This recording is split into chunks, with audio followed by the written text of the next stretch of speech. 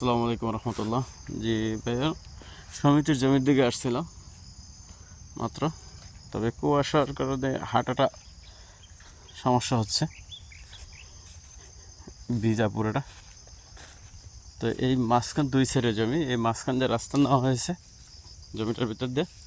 তবে এখানে এখানে আর একটা পুরো ইয়ে হয়েছে ভাইয়া, এখানে হচ্ছে ওই পোলর থেকে এখান পর্যন্ত, ওই যে আমাদের পার কাছ থেকে ও বাইরে আসছে সাথে। তো এখানে সামনে দেয়া কবরস্থান হবে, কবরস্থান হয়ে এই পাশে এবং প্লাস এই পাশে দুই পাশে কবরস্থান হবে। কবরস্থানের পরে তারপর যে জমিগুলো আছে প্রত্যেকটা প্লট করে সিস্টেম দিয়ে এই পাশেও প্লট করা, এই পাশে প্লট করা। এখন কেউ যদি সাথে থাকতো তাহলে স্পষ্ট বোঝা যেত কার জমি কোথায়।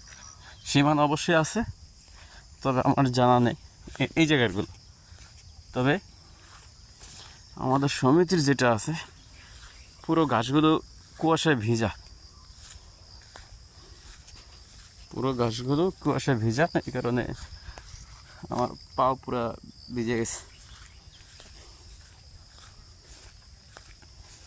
এ হলো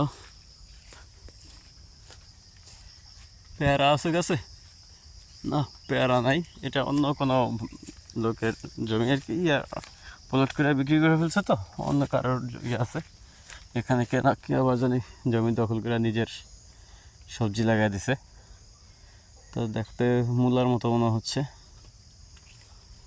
তো এখান থেকে শুরু ডাইন পাশ, এই রাস্তার ডাইন পাশ আমাদের 10 করা প্লাস, সম্ভবত এই সাইডেও কিছু অংশ আছে রাস্তার। এখান থেকে শুরু করে এই পাশ থেকে ডাইন পাশে, আমার ডাইন পাশে বর্তমানে ডাইন পাশ থেকে শুরু করে সীমানার যে সুপারি গাছের দেখা যায়, লাস্ট খেজুর গাছ, এটা হলো সীমানা 10 করা প্লাস। এক সাইডে আবার নুরুদ্দিনদের 3 ভাইদের আর কি 7.5 করা যেটা আছে। তো টোটাল 17.5 করা এখানে আছে।